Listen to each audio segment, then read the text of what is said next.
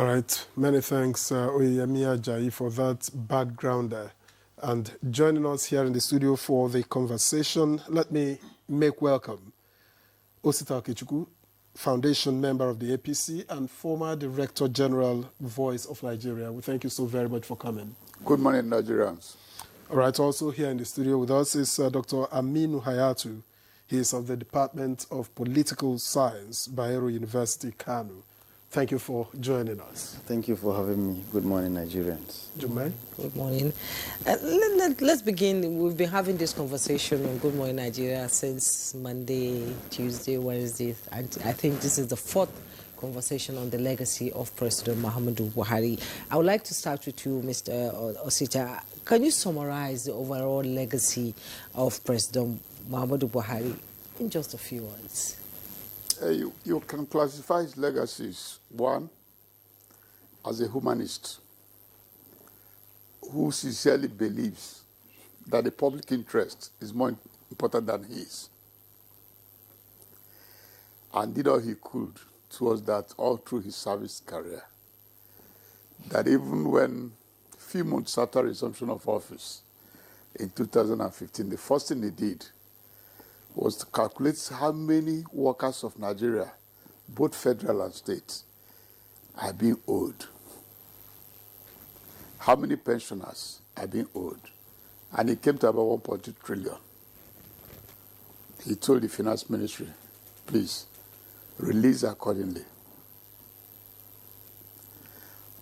On the economic sphere, he opposed the removal of subsidy, both as military head of state and a civilian president, until he left office, and the devaluation of Naira. And his economic argument was very simple. He said when the push came as military head of state, he refused adamantly and was part of why he was overthrown. When he came back again, the push came again, removal of subsidy, devaluation of the Naira. He promised that he will embark on what he called the Anchor Borrowers Program. We asked him, Mr. President, why so? He said, one, the only export Nigeria has is oil. It's already sold in dollars. Let us create the groundnut pyramid, the palm oil for export, the cocoa for export, and others. If I could achieve that, I would devalue the currency. To diversify the economy. Diversify the economy. You come to the political space. By the time we joined him in 2002, our primary objective, we were led by Right Honorable Chubok Kadibo, blessed memory. He told us that Nigeria was going to a one-party state under the then President Obasanjo. More aggressive pursuit than in today's so-called one-party state. Because the regime then crippled the AD, Alliance for Democracy, that was in charge of the Southwest. Made sure that AP was nowhere until Buhari came in 2002. And subsequently, I remember the day we went to the National Assembly when it was the third-term debate. He first met the Speaker, went to the President of the Senate, and held meetings with them. They said, okay, you can go, we'll do our best. He said, no. He went to the gallery. On the last debate when Kenny Namani, as then Senate President and his colleagues, stopped the third term. That is on the political space. Where do I go next? Insecurity, some people might say what they're saying. But the truth of the matter is that I was here when the police headquarters were bombed, the UN headquarters were bombed, and about 18 or thereabout local councils in Borno State and others were trampled upon. I'm not saying that security had gone, but if you know how much he invested in security and the effort he put in, and how much he invested in agriculture, because his mantra was, produce what you eat. It might not work the way we thought, but I know some farmers who benefited immensely from his gestures. So what would you consider his most underappreciated contribution to national development? One, that those, if you want to preside over the country, place public interest above self. If he can do so, the Constitution, as Obasanjo said yesterday, the 1999 Constitution of the Federal Republic is not as bad as painted. But it's the question of, are you placing our interest above yours? Because they will tell you in legalese that the fundamental objective and directive principle of state policy is not justiciable. And you now ask them, as a president, you are taking oath of office.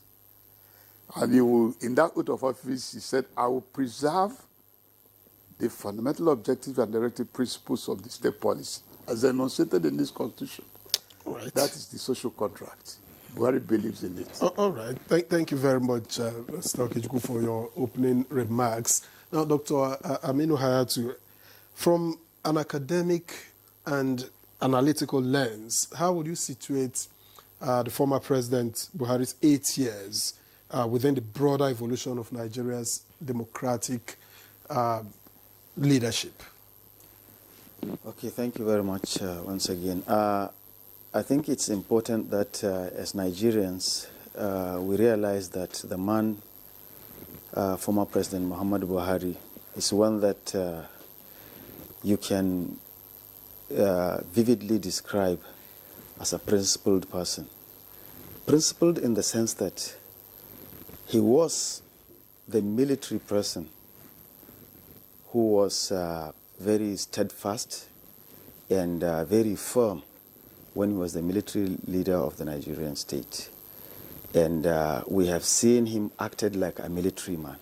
That was why when he came and joined democracy, he pleaded to Nigerians that he is going to be a transformed man now. It will no longer be General Muhammadu Buhari. He would now be President Muhammadu Buhari, which is indicative of the fact that he is ready to comply with all the rules and regulations and the laws governing the proper conduct of Nigeria in accordance with the Nigerian Constitution. And what we have seen was a completely different man when he was in power as a democratic president. He was democratic in all his approaches, to the extent that his style of leadership was that of a laissez-faire that people misinterpreted to be weakness in many cases. It was because he believed in the rule of law that he had to allow the institutions and the system to function in accordance with the provision. That is the reason why we didn't see the man, President Muhammadu Buhari, meddling in the affairs of the National Assembly. That was why he had a tough National Assembly, because he gave them all the freedom to practice their rights, as against what we've seen in previous instances, where they are being controlled from some quarters, underground and so on, with a lot of politics permeating the National Assembly. We've seen the judiciary also allowed to function. And in fact, just recently, after his demise, that we've seen people, friends who had participated with him in politics and who were close to the government at that time, come out to give us revelations confirming that he has never, ever, for once, met anyone to say, this is the way I want it to be. Go and do the job for me. As against what people might think when people are taken to court, probably it was his interest. He was the one who really wanted them held. No. The Economic Financial Crimes Commission, we saw people saying that there was never a time when he meddled in their affairs. Go and get this one for me. I want this one, tried and so on. We have also seen his lieutenants, those even in his kitchen cabinet. And that is the reason why, even on the issue of insecurity, you see people panicking to say, why wouldn't the president do this and that? The Constitution has specified responsibilities for every public servant. And he believes that if you are the chief of army staff, all that he needed to do was to make sure that he has provided you with all that you need to work with in order to, protect the integrity of Nigeria. And then also the police and other security agencies. So this is actually one of the most important points and thin line that people are now getting to realize, after he has left. Because even when he was alive after office, it still didn't come out very clear. Some people were very critical of his leadership style. But I think this is one of the limitations. I won't say limitations anyway, but this is one of the way that people's leaders' hands are tied in democracy. That even if they see something, they would have jumped in to do their own, to add their own interest into it. They could not have done that because of the restraints that's put on each of the responsibility specified by the Constitution. And Muhammadu Buhari, the other thing that people actually are getting also to realize is that he is the only person that we are sure no one has ever come out in this country to say that he has asked me for a favor. We saw Aminu Masari talking there that he was the governor of Katsina State. Buhari was the president of Nigeria. They came from the same state, but he has never sent anybody to him to ask for favor or to even call him to say, this is what I want, for that length of time that they stayed together in power. This is really incredible. You rarely see this with presidents in even the most developed countries in the world doing this. We see meddling in America by President Trump and all of that, open. The other thing that you could really give it to President Muhammadu Buhari is the fact that that incorruptibility that he came with in his track record, he served. And I mean, you could see that when he started his career as a military man, his friends that joined the military together with him had testified just recently that they knew he was such disciplined and incorruptible even from the academy. And when they came out, they started their career properly. They have never found him wanting or seen him getting involved in anything that is corruption. And he maintained that record until his last breath, where even in the dirty waters of politics, people have not come out to say he has manipulated this or done that. And that was why we saw when his wife was not happy with him, she came out in the media and made all sorts of utterances. And he said, why won't you allow her to express her opinion? This is the democratic man, the transformed military, strict military general to a very democratic president. Yes, we all know very strict, general then when he was head of state, where the war against indiscipline and all that. And I like the fact that you said he was incorruptible, even in the dirty waters of politics. I like that exactly, Mr. Osita. President Buhari, when we talk of corruption, everybody say he's incorruptible. He rode on the vehicle of fight, anti-corruption. So how effective was he in fighting corruption within government institutions in Nigeria? That's a good question, my sister. It's a very difficult question as well, because I told you in the first few months of his regime, because of his monetary type, he voted 1.2 trillion. Some state governors were owing up to 27 months. Some were owing 20, 15, down the line. Bipartisan. I think APC then was the highest, if I remember. One APC governed state was the highest. But he said it doesn't matter. Whether APC or not, I'm going to pay. And one report got back to him that in Wapa in Kano, where they sell foreign exchange, in Sheraton Hotel, where they sell foreign exchange in Abuja, in Broad Street in Lagos, Owerri Street in Enugu, that price of dollars have gone up, it might be linked up to this money you released. He said, well, as the doctor said, I'm a convert Democrat who run a federalism. And the governors are not small boys. I take it upon humanity that they should know how families suffer when you do not pay their breadwinner. And if they don't do so, it is between them and God. That is part of what hampered.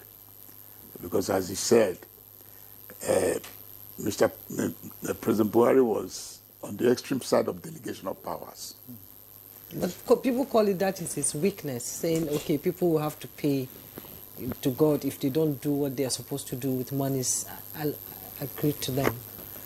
I might not call it weakness because it's always good, to say that kindness, even in primary school, those our classmates who are kind, we always classify them as weak people. Unless if we are trying to elevate wickedness. But I'm saying that one of the legacies and milestones we must uphold on his behalf is to place public interest above self, and also to fight the anti-graft war. Because no nation develops when money meant for projects are converted into private use. No nation. And you cannot, take for instance, in today's Nigeria as well, President Tinubu, in his own ingenuity, went to the Supreme Court and got a judgment over a year ago that the local council should have financial autonomy. Do you want President Tinubu now to leave Aso Villa and start running from one state to the other to tell the governors to implement it? It becomes difficult. Tinubu's intendment, which is genuine, is that if the local councils will control their funds, they will know what is good for the villagers. All right. Following off from the last comments of Mr. Okechukwu, Dr. Hayatu, how do you think his administration, shaped or failed to shape, institutions across the country? Talk about the civil service, the judiciary, security apparatus, for instance. Well, he actually came at almost the wrong time for him, for his integrity. Yes, his integrity that he came with was almost like a wrong time, because he had to battle and deal with a lot of things that had tampered his integrity, to the extent that a lot of supporters who had previously believed in him left him and thought, you saw Buba Galadima, they came all the way. And we've seen a number of politicians who have fell out with him. We've seen even his followers, the massive followers that he have across the country. Some of them had at one time dropped. This is because you needed an experience to be a participant in governance, to be able to experience and understand what he sees there on that seat. You are here confronted because they used his past record and antecedents to judge him, that he has the powers now so he can do anything. He can walk up and pick up corrupt people wherever they are and chase them. They believe that. Like in 1985? Like in 1985. And it's not the case anymore. We have institutions of democracy that have specific functions which must be allowed to function. Otherwise, you are still a dictator. And he didn't want to be that.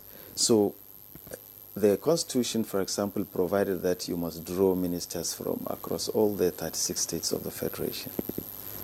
If you have to do that, it means you also have to allow the party to do the preliminary activities of identifying which people are these. Now it's no more your sole, determination to. Yeah. So the party people have their interests, they have their selfish aggrandizements and so on, that they impute into the process of recruiting those who will serve in government. And this is very important because now if you don't have anybody in Jigawa that you believe in to be your minister, you'll still have to take someone. And that person is coming to work closely with you in the presidency. What it means is that even if you don't trust him, you have to give him what Constitution has given him. So this kind of restraints that democracy placed on the president in our Constitution is what has given him the difficulty to have absolute control over what happens under his leadership. But it's important also to state that we have traits. All of us have our personality traits that we exhibit either in government or, socially. And these personality traits differ. His own is such that when he believes that this is your responsibility and he believes that you can perform, he would just allow you to go ahead and do what you are supposed to do. But then, if you say he believes that you can perform, you just allow you to go ahead and do what you are supposed to do. Now, this you have called being democratic. I remember in his time, some said he was too aloof, not taking, not intervening because he was head of government. Yes. He was leader of government, and the buck stopped on his table. So would you say that he was too democratic for his own good? Yes, the same people are waiting for him to, intervene and ask, for example, if he's dissatisfied with a minister, what they would expect him to do is either to remove him or to go ahead and implement something that the minister should have done that he didn't do, for example. And this entails all sorts of instability that is going to characterize your leadership. So because leadership, that's why there are different styles of leadership. That's why earlier I said he's a laissez-faire leader. And a laissez-faire leader allows too much democracy to take place under his control. But that's why I said his personality trait is that people interpret some of these things as weakness. Because we have leaders who would give you responsibility and they will check your excesses by any other means that they can do. And this is special skills. So I think he personally lacks that. Because I can tell you a number of people that I know, if they are in his shoes, they will still be democratic and they will find their way to call their subordinates to order, whether they like it or not.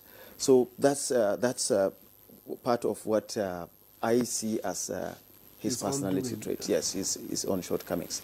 And then the other shortcoming is that when people trusted that, you could see, even on the rare cases where it is seen as if the government has interest in cases that are in court, for example, Namdu Kanu's case, Dasuki and all of that. People jumped up from their beds and say, no, you are being high-handed here because we believe the president has interest, that is why all these things are happening. This is even in cases where we are now getting the information that he has never talked about them privately with anybody to say, this is what I want. So it is important we understand this and analyze it behaviorally so that we can understand how the natural design that God has made in some people. And the other thing that actually has made some people to think that his administration was weak was the fact that when he came in, it took him a very long time to scrutinize who are going to come on board, the ministers. It took him a very long time. People were criticizing him for taking too much time to select his ministers and so on. So it was believed that by the time these ministers are on board, that Nigeria is going to be. But what we saw was something different. So I think these limitations in terms of what the Constitution provides had actually hit him so badly that, and he's not someone that comes out and talks too much. We heard it from his daughter. She says, even when they complain to him that, Baba, the people are doing this and that, and he said, just leave them. So he rarely talks, And so you don't even know what explanations he has for the many accusations and allegations against him. He doesn't respond to that, and it gives a lot of difference. Yes, I believe to him silence is golden, you know. Yes. Mr. Osita, the President President Muhammadu Buhari, late President Buhari, came at a time when, in 2015, when there was a lot of insecurity and things just wasn't working across the country. He came in, stabilized it a little, went through 3 recessions, actually, and then, bam, in his second term, just months into it, COVID-19 came. Can you talk about how he handled this economic, his economic policies, especially the recessions, and how he handled the COVID-19 era? Thank you very much. But before then, please, Okay. I wanted to address some of the doctor's position. Okay, go ahead. The point of the matter is that the country had gotten so much weakened by individuals. Whether you are strong-headed or dictatorial in running the administration, you cannot whip everybody. For instance, the Petroleum Industry Act, it took years. Buhari facilitated it. I don't know how he also implemented it by himself. There's what is called the Fifth Amendment, where there were complaints that why electricity is not there is because it's so centralized to the federal government. He succeeded in amending that section of the Constitution that gives every governor powers to generate, transmit, and distribute electricity. I think it's only Obasanjo. I don't have another history. Will he implement that? Just as I referred to financial autonomy of local council, Tinubu got the judgment on. We have to look inwards. It's difficult to drive people in this country. It's becoming very difficult because we are now so self-centered that any little assignment we are given, we can stand in front of who delegated the power to us and say, yes, sir, we'll do it, we'll do it. The next day, we'll do another thing. We must look into that attitude. It's not about Buhari. But that's why you have the power to hire and fire. You will fire plenty. Why did you... Why was the Voice of Nigeria? Me and not hire Jumai? No. Can I tell you, the little organization I did in Voice of Nigeria for a few years, I would transfer this director for incompetence, either to Lagos or to Enugu or to Kano. Appoint another one. That one might end up not Worse than Yeah, exactly. I'm telling you, there's a crisis point that attitudinal change It's needed in this country. in the system. Anything we are doing, we need to change our psyche on attitude to love this country, to place the objective of the whole country as one. It's lacking. It's lacking. If you micromanage, I know a governor who was very close to me. By 3 a.m., he had not gone to bed. One time I asked him, Governor, what is that? He said, sister, look at this. If you close your eyes, you are finished. I say, how long will you be awake? So I'm saying it's a problem. On the issue of the economy, you're very correct that when we came, there was glut, a global glut, that it was sold less than $40 per barrel. So it impacted on the budget profile of Mr. President. Before you say Jack Robinson, as you said, COVID-19 came. But what saved matters was the fact that he said we should focus on diversification of the economy.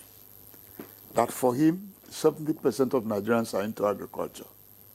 And most of them are rural-based subsistence. He empowers the National Land Development Agency, fertilizer, I think he had with Morocco and who again? just to make fertilizer cheap for farmers. NIFOR and all those other research institutes were empowered for seedlings and others. I think it was Lagos and KB. He encouraged states, small millers, were funded. If you know the number that were funded, that today, comparatively, the importation of rice could have jumped over the roof. But those were the incremental gains of those era. So he looked into it that the best is to depend on agriculture, produce what you eat, no matter how you go about it. And he called the central bank governor, I would know, but it was then Minister of Agriculture. In fact, he went to the extent that there's what he called the Green Imperative Project, where Brazil agreed that, because Brazil runs a tropical climate like us, they came here and did a survey and knew what farm implement is good for the north, is good for the east, is good for the west, and compiled it. It came to about €1 billion euro project. And Islamic Development Bank and Dutch Bank agreed to not only to fund, to insure it. Unluckily, with the COVID, Brazil lost funds and couldn't meet up a loan. So it was now a question of trying to recoup funds from other places. I think President Tinubu is still on it. So those were the areas that helped the Nigerian economy to trojan out of 2 recessions. And don't forget as well, he established the Sovereign Wealth Fund that he used to fund projects like the Second Niger Bridge directly. He asked Fashola at a point, the then Minister of Works, why is it that we have not completed one federal road? Fashola said, Mr. President, there's a paradox. When you list 10 roads and you have a little fund like 300 billion, you go to the National Assembly, the members there will start fixing their village roads. And you told me, sir, that I should not quarrel with them. Immediately it's passed, it becomes law. So you are now mandated to split that small fund down the line. So they said, okay. Mr. President said, okay, bring 6 roads. Those big companies that have huge tax bills will mandate them to pay directly to the contractors after the Ministry of Works has certified their works. That's how the Apapa Port Road to town was given to Dangote Group. Some in the north was given to Boa. MTN got Enugu, Onitsha. So they said, please, leave these budget people. Ministry of Works, just certify the road they have done. Give the companies the bill out of the tax they will pay to federal government. Let them do those roads. So those were some tactical economic initiatives. This is quite revealing. Yeah, that he most did. Nigerians don't know what went down, when it comes The AKK road, Kaduna Abuja road, all those were handed out to those big companies from their taxation after certification by the Ministry of Works. How would you describe him in terms of his disposition towards his personal staff, his aides? Would you think, because a lot of people blame the people around powerful men, people in power, for influencing them negatively, either for not giving them accurate information or for misleading them one way or the other, would you think that he also fell prey to the people around him? It is very unfair for me to talk about that because most of them are my friends. Okay, I will talk about that. I will come to your aid. If you want to pass it on, Dr. Ayatu. Yes. Actually, I was, as if you knew that was what was in my mind that I was here to address. I really wanted to say that the president had a lot of people. I mean, that's normal. Anywhere in the world, you must have people that are in the kitchen.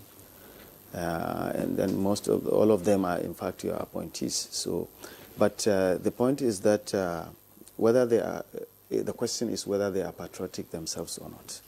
If you are unlucky to have unpatriotic people or people who do not really have the country at heart as much as you do, then they are likely to involve in a lot of shady things that you can hardly be able to see, because they are the closest to you. And you can only know through other people when they bypass them to come and tell you, this is what your people are doing.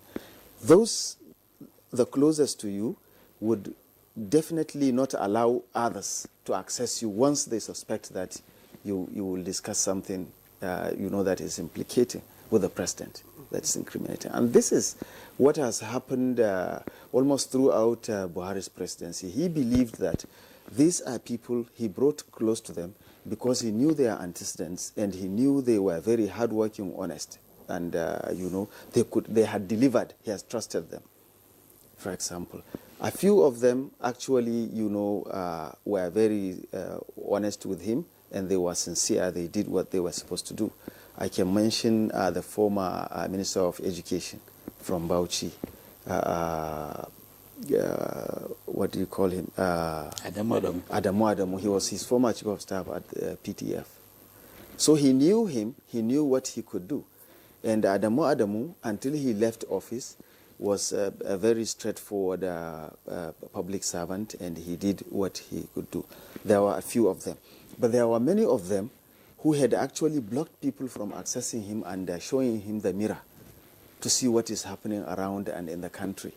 And that has really, and like I told you, because he's a democratic man, he believed that the way he trusted you, he expects that you deliver without any problem. And a lot of water has passed under the bridge anyway. But we had pockets of issues like that had really, pulled his effort backwards in terms of achieving and in terms of even delivering the expectations of Nigerians. For example, there was a time when Nigerians believed that the popular word cabal. Mm-hmm. Someone who is, and I believe that had to do with his age, and this is what even he had brought in this idea that we need to rethink our leadership recruitment style in Nigeria process, because I understand that if he was much more energetic, like he was younger when he was in the military, he would have acted otherwise, even if he was a democratic person. He would have definitely found ways to move around places. But you could see that at some point he's finding it even difficult to travel, to go to places. Soldiers were killed in Maiduguri or in the Zamfara and places. He would send his condolences messages, and that was all.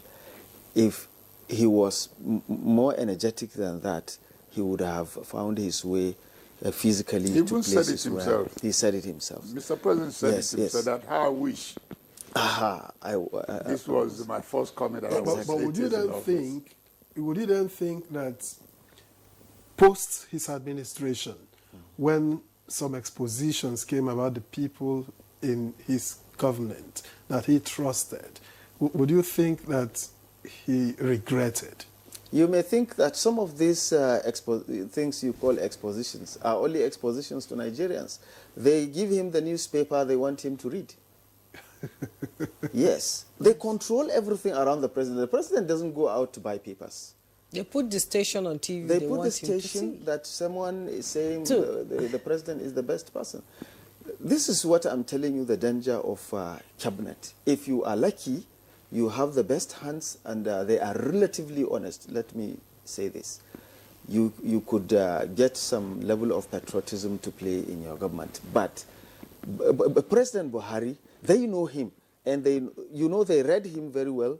They knew they knew what he wanted. They knew that it was honesty he would always put in the line of things ahead of every other thing. So they knew how to really manipulate things and show him that all is going well and people are praising and all of that. And that was why, if you saw the interview, there was one interview he granted in Hausa with one Halilu Ahmad Geso, of FRC and Kaduna, I think. Halilu Ahmad Geso is from Kano, yes. He granted in the presidency Hausa interview. When people sat to listen to the interview, they were wondering whether it was the president of this country saying some of the things he said, because he was really showcasing many of the achievements that he had made. And when they tried to explain to him some of the where problems are, he would give an explanation that you definitely know he must have been fed by someone close to him wrongly. So these were the things, and because of age, like I told you, we need to rethink this way that we recruit our leaders. Because for me, there is nothing President Buhari, and you must give this to him, there is nothing President Buhari did on power that it was deliberate to undermine Nigeria. This one, nobody, no matter how you hate him, you must be able to say that this he's not associated with. Yes, his love for Nigeria was open. People could see how much he loved Nigeria. Let's now come to your forte. That's the education sector. Buhari's administration witnessed, repeated ASU strike. So what does that tell us about his education policy? I'm an ASU member. And I'm an active one in my branch as well. I didn't hold any position, but I was an active member. So I know what we experienced and what we've gone through as a result of that. Actually, what really happened was that Buhari, when he was the president, needed to be guided on what policies on education should be taken. Unfortunately, the people that handled the education sector at that time and the labor ministry, put heads together and saw ASU as an enemy. And the reason why they did that was because they kept alluding to the fact that the 2009 agreement that was signed into during President Yar'Adua should not have been entered into between ASU and the federal government. So they were very bitter about it. They were not happy that that agreement was signed because ASU kept referring to that 2009 agreement. But it was clear to everyone, and even the international community knew, the commitment to education at that time was that the minimum that a government which wants to develop should commit to education sector was the minimum of 25% to its total annual budget to education sector alone. That didn't happen. The agreement captured that. The agreement captured the issue of welfare of academic staff, which, if you do not provide that, will affect even the integrity of the education sector and the relationship between students and their lecturers. The issue of other remunerations and many other things. They are just straightforward labor agreements that do not violate, that are in standard with the International Labour Organization's provisions, which Nigeria is signatory to in the United Nations. So we see all these things happening, and then because some people are antagonistic to that, they extended that antagonism to involve the president, who would be briefed that these are selfish people who want to get more despite what they are given and so on. And then Buhari has appointed finance minister, education minister, education advisor, and all the other apparatus under that structure to operate on behalf of the Nigerian government. And then he had to take what came from. That was why I told you another person who is less elderly would have gone round to give this thing. So the experience that he had with them, I'm sure if you had allowed Buhari and ASU to interface directly, it would have been a different story. All right. Thank you very much, Dr. Hayatu. You might understand we have quite a number of messages. Plenty messages. But take some before we go on break. All right. My name is Lionel Ndoka from Abo, Delta State. Says, the former president, Muhammadu Buhari, has laid a good foundation for the upcoming generation who may, in one way or another, aspire to become a president, not only in Nigeria, but in the entire Africa.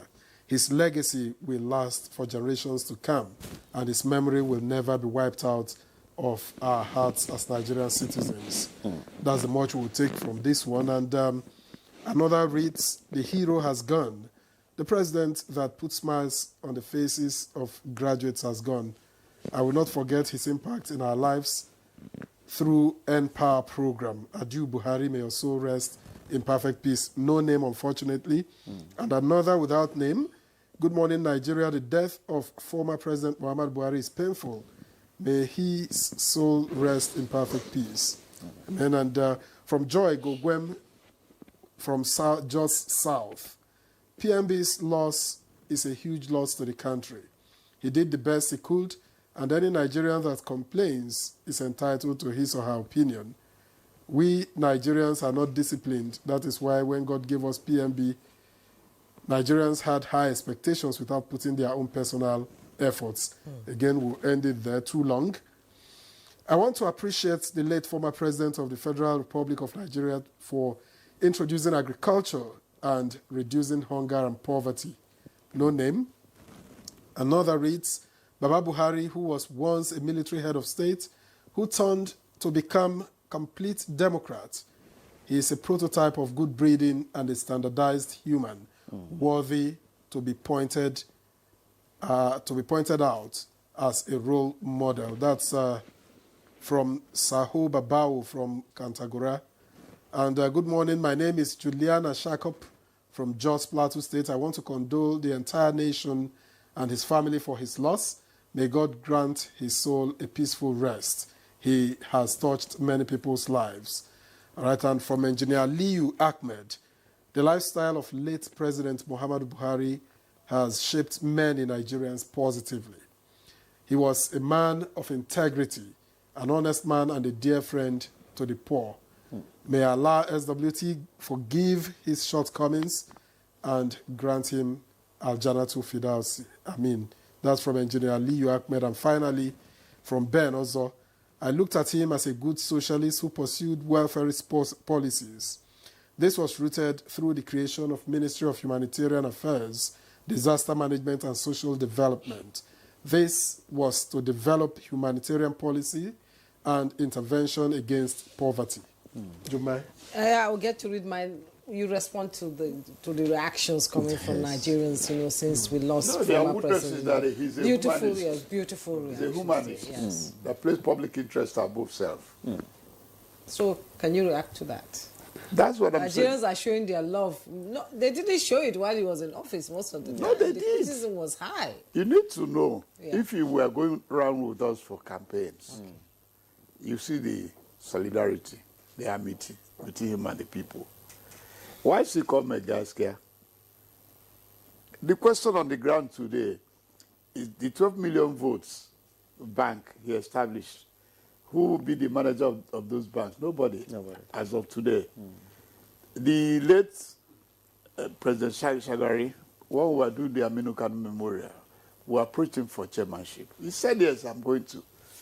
That is only Aminu Kano and Buhari that had the followership in the north, just like Awolowo had in the west and Sikh in the east. And both of them, you can't beat them. But even him, as a president, that Aminu Kano was more popular than him. He said they were both teachers. They established what they call the Friendship Society. They were having meetings from one town to the other. But when he disconnected from the meeting was the last time they held in Sokoto. 2 days later, the Sultanate called him and said, don't follow those people. But they remain friends. Yes, Yeah, they remain friends. Okay, let me take some of the text messages. And from Mohammed Awal Musa at Afame, he said, may Allah subhanahu wa ta'ala grant PMB the highest peak of Jannah and forgive his sins. My sincere condolences. Good morning, Nigeria. And from Engineer Idris Nuren at Denirong, he says, greetings to you all at NTA. PMB honestly personal discipline, and anti-corruption stance are undeniable. His legacy is the restoration of moral accountability in government.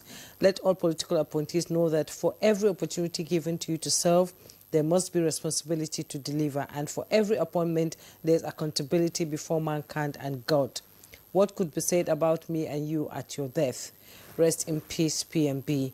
And this one without name said, let PMB is indeed a humble man and cherish living a natural life, not to impress anybody, but to regard himself equal with fellow human beings before Allah, R.I.P. PMB. Another one said, good morning, House. Buhari was a good man. May Almighty Allah forgive his shortcomings and admit him to Al-Jannah Firdaus for the effort he made for Nigeria and Nigerians. From Jafaru Yakubu Loko from Nasarawa State. And former President Buhari has done a lot as a human being, a disciplined man of integrity and highly respectful leader, not only in Nigeria but the entire world. May his soul rest in peace. That's Yusuf Muhammad from Kano. And this one said, I came into this world with nothing and I am going to live with nothing. Why should I steal? That's attributed to former president, late President Muhammadu Buhari. Said, I'm celebrating my legendary president, not mourning. A man that has all the opportunities to steal but cost not to. As a minister, governor, PTF, and president, both military and civilian, he decided that his integrity is above materialism. Not even his enemies attest to his dedication, integrity, rule of law, righteousness, not because of this day that he died. May Allah subhanahu wa ta'ala give you the best of Al-Jannah Firdaus. That's coming from Idris Adamu Gwada. From Adewale, Buhari was a very humble man. His death was a very painful one. May his soul rest in peace. And from Fatih G from Adama said, I pray to Allah to grant President Buhari Al-Jannah Firdaus. I also want to appreciate President Tinubu for the wonderful role he played during the burial of our hero. Another one said, good morning and you're well done. I just want to appreciate the government, the respect given to burial program of late President Buhari. May God reward everyone and spare our lives more. From Badruddin or your state. No one say, good morning, Masa. Mr. Osita, did you think Nigerians will have another PMB again? Dr. Mwaduke and you will soon publish a book on PMB because Nigerians are waiting. Ismail Kefas from Gogalada in Abuja. No one say, good morning to you. Thanks so much for the program on Legacy of Buhari. Let our political leaders be prudent and sincere to serve the country and have good legacy. He was not out to amass wealth because of his fear of God and love to humanity. He had made good name. Those in office should copy him. We have so many coming in. And then another one said, the late Muhammadu Buhari exemplified exceptional leadership qualities marked by discipline and steadfastness. His unwavering dedication to public service and unrelenting commitment to fighting corruption earned him respect. As a leader, he set high standards and led by example, promoting a culture of accountability. May his rest in peace. That's coming from Chikedim from this Delta State. We'll take a break. Yes, yeah. We'll take a break. When we return, we'll read out more of your messages. Keep sending them. Good morning, Nigeria. We'll be back soon. All right, we thank you for staying with us. We've been discussing the legacy of the late former President Muhammadu Buhari, who died on Sunday. Well, let's get back to the conversation. And let me get to Mr. Okechukwu. Now, you worked around the media team, well, I would say, because the extended media team.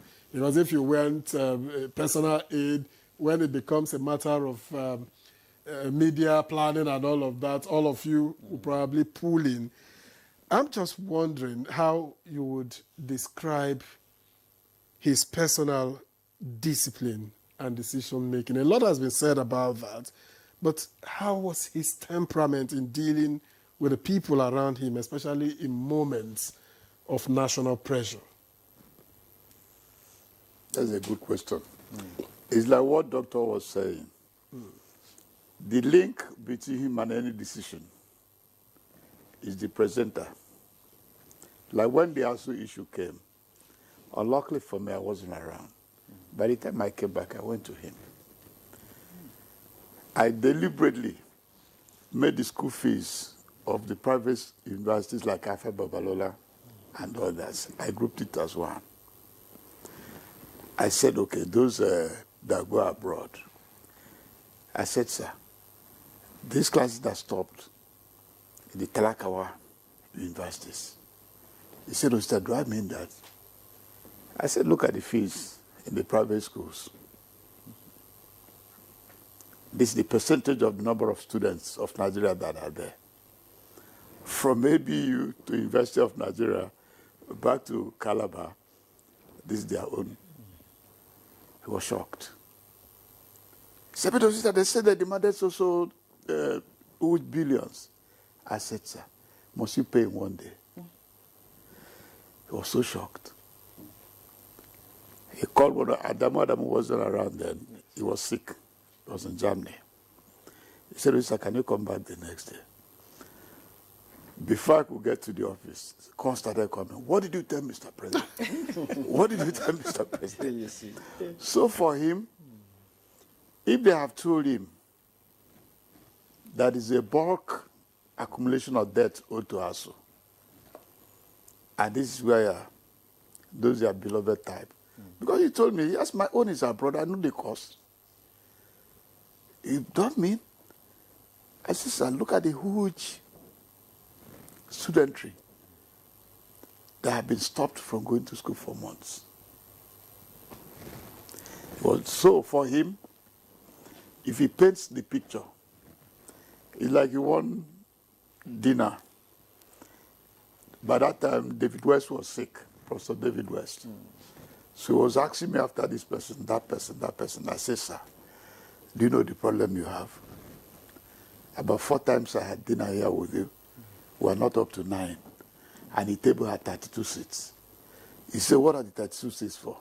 I said, it should be scheduled for you to see different people, to have dinner with them and breakfast. That's one is done all over the world. Especially the timings, depending on your timings. The next morning, Osita, you came here, you were talking to Mr. President about what?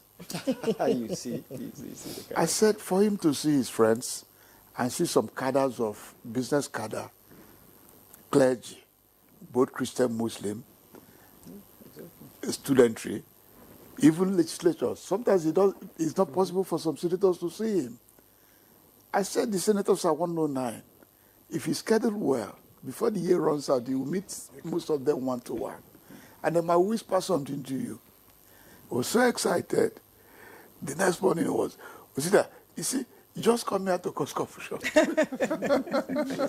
You know, that is what a beautiful soul does. And, you know, his image, you know, transcends Nigeria to the outside world. Dr. Aminu, how would you rate Buhari's administration in shaping Nigeria's image on the international stage?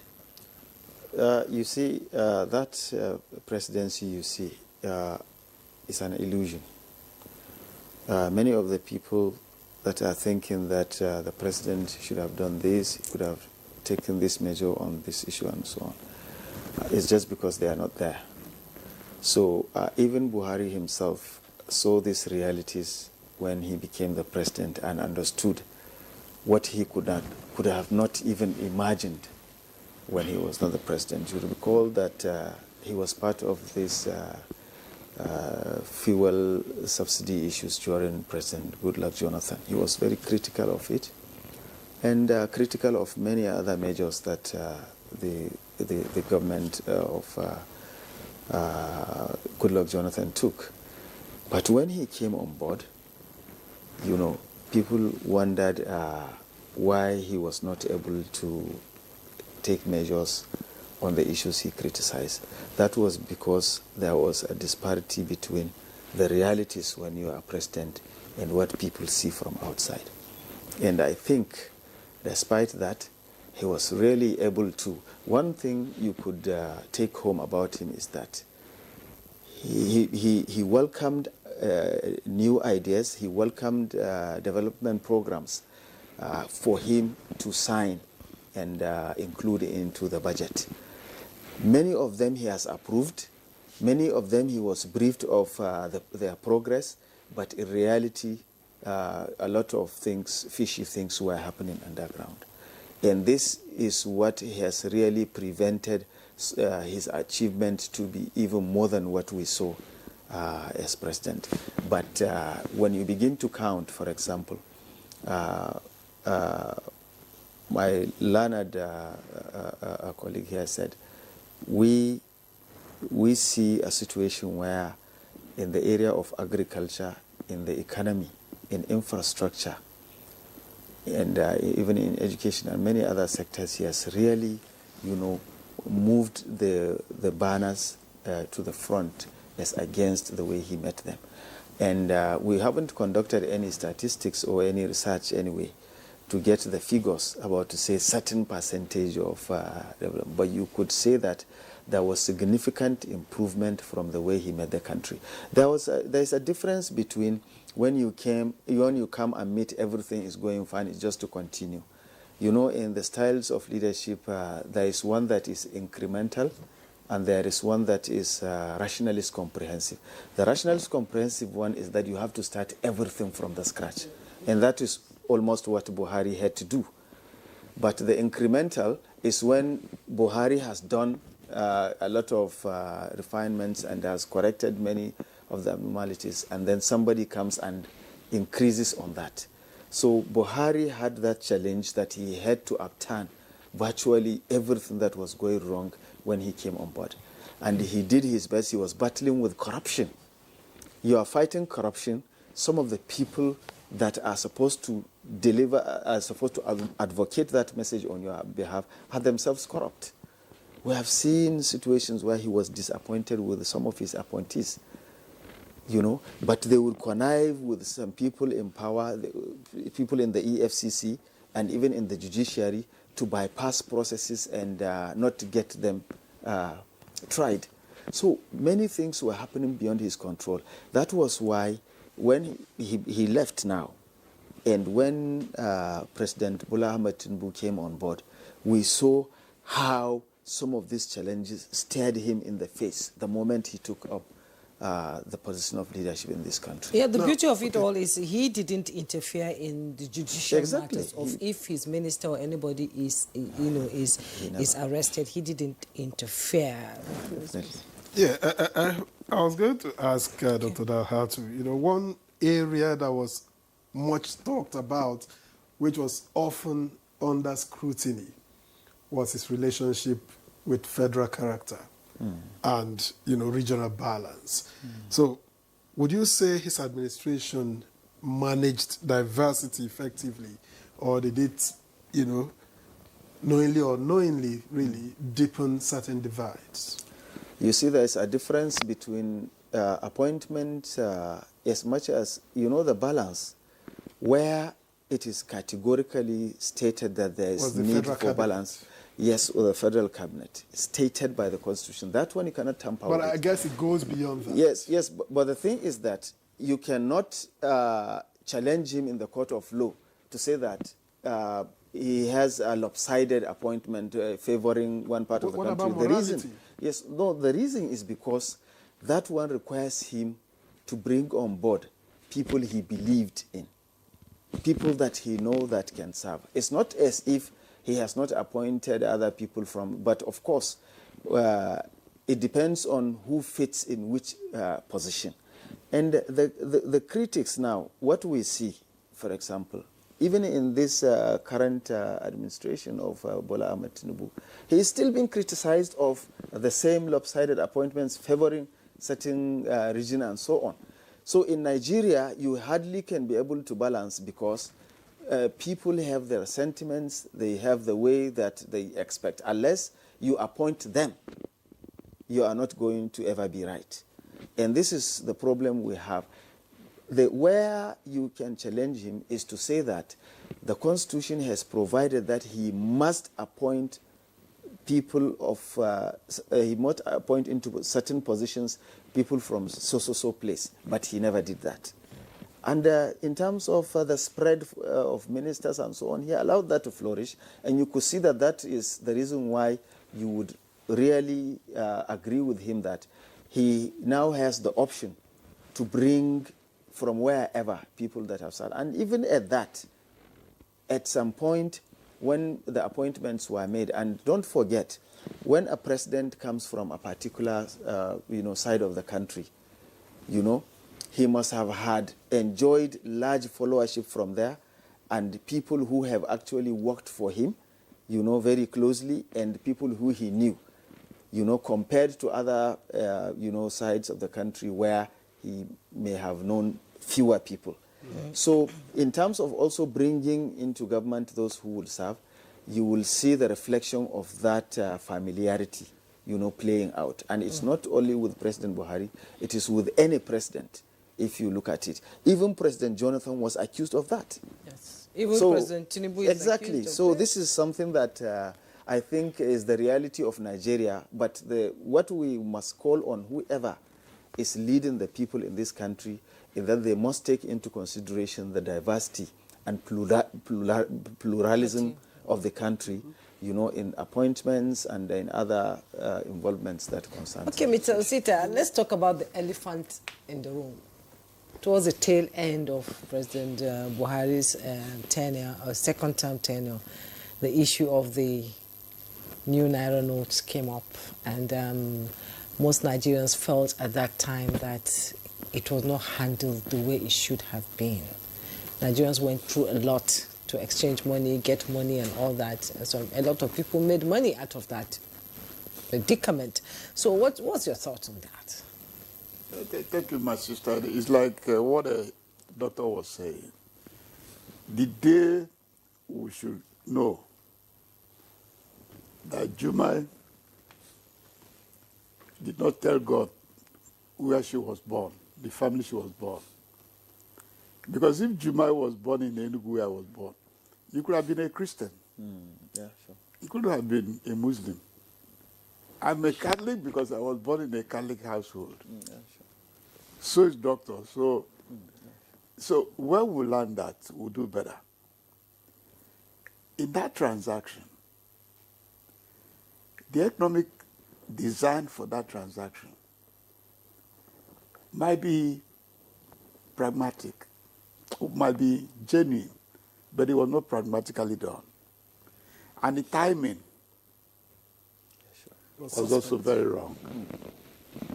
Because it's always said that the election period for a country is like a man whose wife is pregnant of delivery.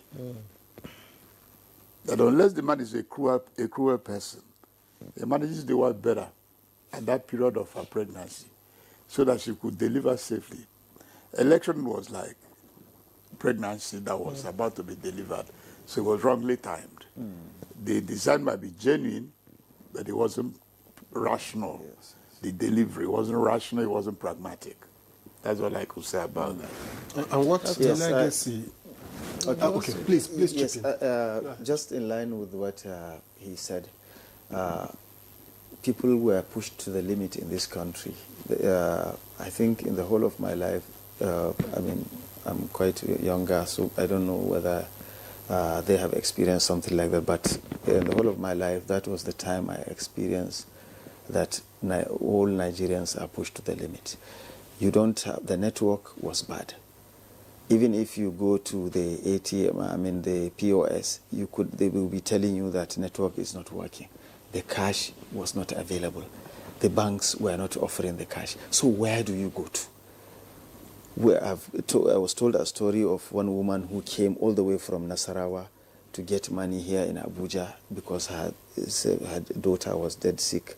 And she was waiting for some money to be attended to in the hospital.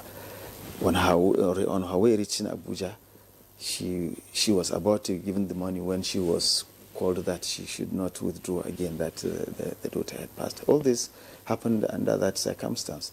So it was badly timed, and like he said, the rationality behind that was very poor.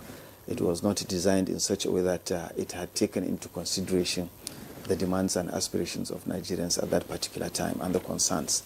And this had happened because that is why the Constitution had allowed for the appointment of central bank governor, economic advisor. He had a committee of economic advisors they called Economic Advisory Council, Yes. something like that. Six of them. And they are supposed to advise. He had the central bank governor. He was supposed to also advise the president. The Minister of tell the Finance. policy. He had the Minister of Finance. He has the finance advisor, and all of those people. They have a place in the Constitution. It's not his own personal wish to have them there. They are allowed by the Constitution to be there and to advise the president, because the president might not be a financial expert. So he doesn't know that. And so what he is being told, and that is Buhari for you, what he was told, the explanation he was given, was he believed that it was going to be a short time suffering, and then Nigeria would be better than ever before. Right, thank you. Let me take the last minutes that I have, Mr. Okechukwu, to say, knowing him closely, what would you say he would want to be remembered for the most? One thing. The beacon is to place public interest above yourself. By nature, we're all selfish. But to control your selfishness and place the Nigerian interest above is the beacon he left us to pursue. Because he gives good governance, he makes for prosperity, he makes for unity of a diverse country like ours, he makes for peace. But immediately you place selfish interest or your own group above the national interest, we're in trouble. Okay. Your final notes. Buhari would forever be remembered as absolutely incorruptible. Doctor, it has been a very, very interesting conversation. Dr. Aminu Hayatu is of the Department of Political Science, Bayero University, Kano. Thank you so much Thank you for your time. And Mr. Osita Okechukwu, founding member of All Progressives Congress and former Director General Voice of Nigeria. We appreciate you so much for your insight into the legacy of President Muhammadu Buhari, knowing you know him on a personal note, and please accept our deepest condolence. I appreciate it. Thank you so much. The celebration. Yes, Because the world celebration is of a life. transit camp. Yes, celebration of life. And that's Good Morning Nigeria for today. Another interesting edition will be up tomorrow. I am Juma Yusuf. Thanks for your time. And I'm Victor as well. I'll see you again tomorrow. Bye-bye.